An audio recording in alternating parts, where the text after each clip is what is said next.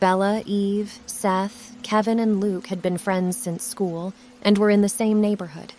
They would hang out all the time and used to call themselves the E5 because everyone had an E in their name. After high school, they were always planning out different adventures. However, Luke was an artist and had moved to New York to pursue his career. Everyone else stayed at their hometown and pursued different careers. During the Christmas holidays, everyone decided to visit Luke and plan a trip with him. The next thing they knew was that they were on the flight and imagining all the fun they would have on the trip. After a long hour's flight, Sarah, Eve, Seth, and Kevin took a cab and went straight to Luke's apartment. Luke was surprised to see his friends at his door, but excited and amused at the same time. He told them he had been feeling lonely because he was missing his friends and family during the holidays. All his university mates were already celebrating with their families. Everyone decided to start their fun trip with a New York-style rave party. Luke found a nice Dutch colonial Airbnb house in a suburban neighborhood in Amityville. The next day, they took an Uber and drove to Amityville. The driver was friendly and chatted the friends and told them about New York. Luke told him that they were headed to 108 Ocean Avenue, and the A shadow of horror appeared in the driver's eyes. "Are you sure that is the house?" he asked Luke. Luke said yes, but the driver told them a tragic history of a house nearby their Airbnb.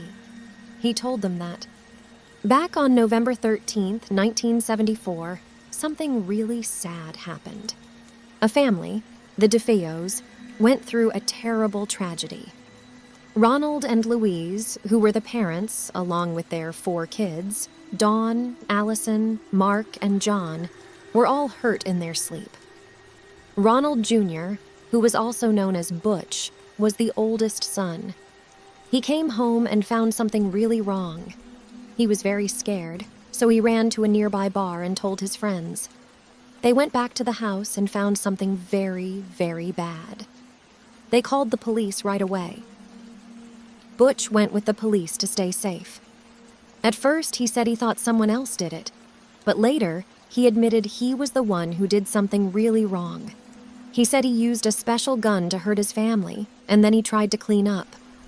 In court, his lawyer said he wasn't thinking clearly and believed strange things about his family, but they still said he did a very bad thing. He was sent to a place where he would stay for a very long time. The driver continued that even after the tragic incident, the house was empty for more than a year. Then, in 1975, a new family, the Lutzes, wanted to live there. They knew about the sad story, but they still wanted to buy it. They got the house for a good price and even got the DeFeos furniture. They asked a special person from their church to make the house safe. But this person heard a voice telling them to leave from a room where the DeFeo boys used to sleep. They were also met with a tragic fate. Bella was spooked out by the entire detail and convinced her friends that they should forget about the Airbnb. But the boys said, "Don't be skeptical. It'll be so much fun." Soon the driver told them that they were near their destination by looking at his GPS. When the car stopped in front of a house, Luke confirmed that it is the same house as the pictures on the website, and it was also the same location. The driver, however, noticed that something was off about the place until he saw the number plate, which read 112 Ocean Avenue. Everyone got off the car and walked towards the house. The driver tried to stop Bella to inform her about the number of the house, but it was already too late. She was taken by her friends inside, and they had locked the doors. The friends had a great time in that house. They ordered some pizza and watched a movie. They went to the store to get some supplies for the party the next day and called it an early night since they were all tired. The girls shared one room, and the 3 boys shared another room. At night, when everyone was sound asleep, Luke heard faint footsteps in his room. He thought it must be Kevin because he had a habit of eating snacks late at night. Luke turned to see if Kevin was in his bed, but he was sleeping peacefully. Luke got out of bed and went of the room to see who it was, and surprisingly he saw Eve sitting in the living room with her head towards the window. She was sitting very still and the lights were off, The only light in that room was coming from the window. Luke had a crush on Eve and thought this was a good opportunity to ask her out. He gently shook her shoulder and Eve slowly turned her neck, but in a 360-degree, Luke got scared he saw that her face was covered with hair. He backed down and asked her, "Eve, what the heck?" But she said nothing and stood up. Luke fell down in fear and started to drag out, but Eve caught him, and with immense force, she started to suffocate him by pressing his neck, and after a long struggle, Luke gave up and died. The next morning, when everyone woke up, they saw Luke's dead body turning blue in the living room. In his hand was a thick strand of hair. The hair was ginger, and only Eve had ginger hair. Everyone became very upset and started to panic, and they questioned Eve if she is the one who killed Luke, but she kept of denying, and Bella trusted her.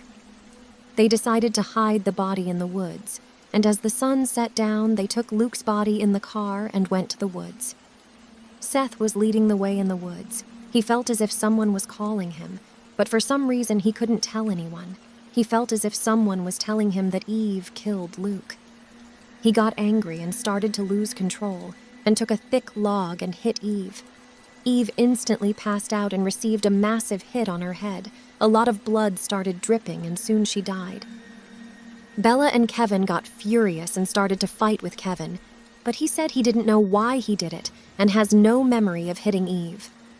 The three of them understood that something evil was happening with them, and they decided to leave Eve's body and go back to Luke's apartment.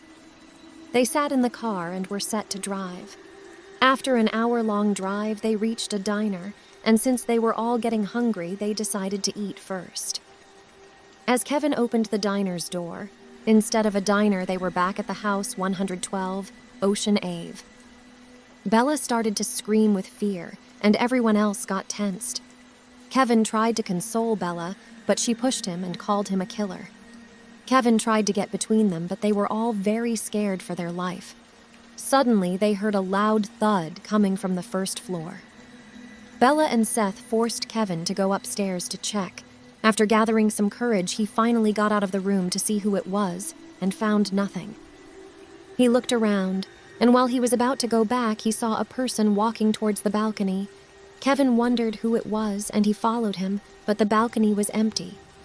Suddenly, Kevin felt someone on his back. It was Bella, and she pushed him. Kevin fell into the bushes and broke his neck. Only Bella and Seth were left in the house now, and they planned to kill Kevin together. They decided they will take care of each other and slept together on the couch. At 3:15, Bella woke up, and Seth was not in the room. She looked for him in the kitchen and in the room, but he was not there. She went upstairs and saw Seth leaning with a wall with closed eyes. "Seth, what are you doing?" "I was just waiting for you, Bells," he said. He asked her to sit with him, and when she did, he leaned closer to her and very cleverly glided a knife into her chest. "Seth, you!"